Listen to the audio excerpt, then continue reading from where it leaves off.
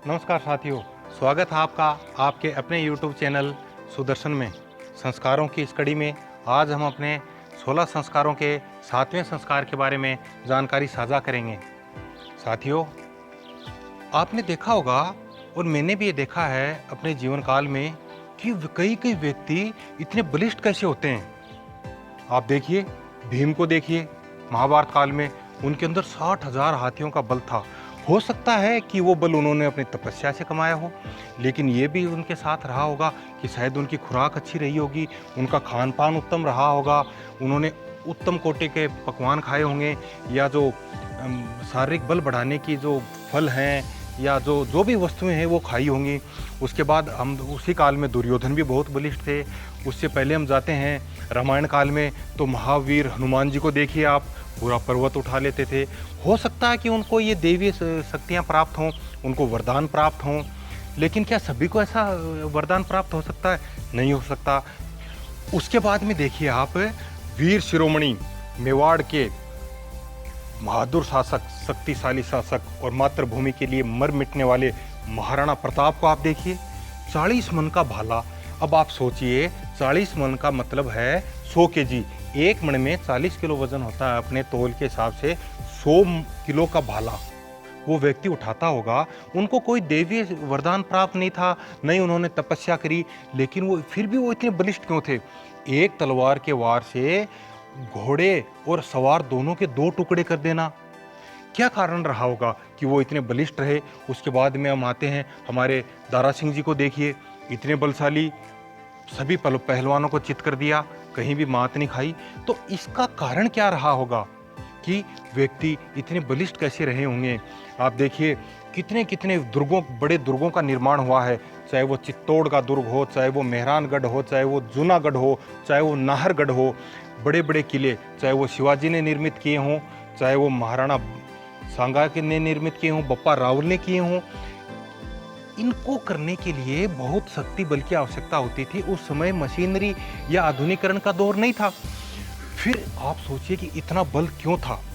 हमारी सेनाओं के अंदर देखिए, आज अभी आधुनिकीकरण हो रहा है, नए नए हथियार आ रहे हैं, लेकिन इससे पहले जब हम 62 की लड़ाई हमने लड़ी, 65 की लड़ी, तो इन युद्धों के अंदर भी हथियारों में वजन बहुत अधिक होता था। उनको उठाकर सेनाएं पैदल चलती थी।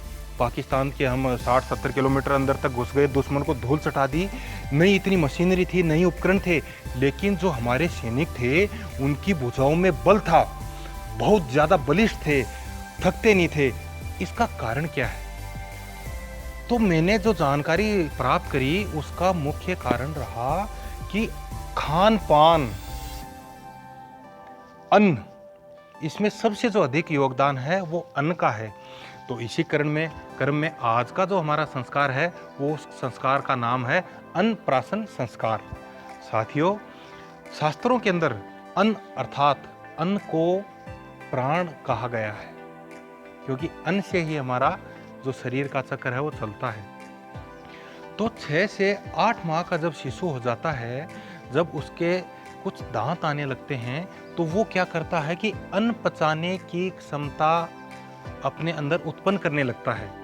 तो इस संस्कार के दौरान उसे आरंभिक काल में पिता द्वारा मीठा पदार्थ बनाकर, जैसे खीर या अन्य जो पकवान, दूध से खीर बनाकर उसे चावल और दूध मिश्रित मिठाई खिलाई जाती है। इस अन्न को खाने से बालक का जो शरीर है वो शक्तिशाली होता है, बलिष्ठ होता है, सुडौल होता है, वो बलशाली होता है। तो 6 से 8 माह के दौरान ये संस्कार संपन्न किया जाता है।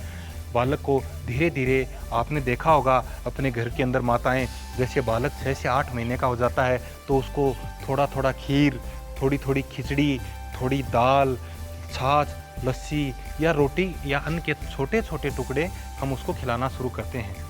साथियों, आज के दौर में हम देखेंगे कि कुछ बदलाव आ रहा है। बालकों को ब्रेड पीस, कुछ कुरकुरे, या जो समाज के अंदर जो चल रहे हैं आजकल, जो पाश्चात्य सभ्यता के अनुसार जो भी खा रहे हैं, पोहा मान लीजिए या और कुछ मान लीजिए, ये खिलाया जाता है। इससे कोई बालक बलिष्ठ नहीं बना। आपने देखा होगा, क्या कोई ब्रेड या पिज़्ज़ा, बर्गर खाकर कोई कुश्ती लड़ने गया है?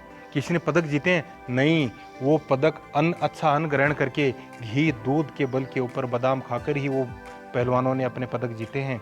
इसलिए ये संस्कार 6 से 8 माह के मध्य किया जाता है। बालक के अंदर भोजन को पचाने की जो क्रिया है वो शुरू हो जाती है और वह धीरे धीरे अन्न को ग्रहण करना सीख लेता है। तो साथियों, 7 नंबर संस्कार के अंदर आज का हमारा संस्कार था अन्नप्राशन संस्कार, अर्थात अन्न को ग्रहण करने का संस्कार। आज के वीडियो में इतना ही। आपसे निवेदन रहेगा, वीडियो को लाइक करें, शेयर करें व सब्सक्राइब करें व साथ ही कमेंट भी डालें। जय हिंद, जय मां भारत।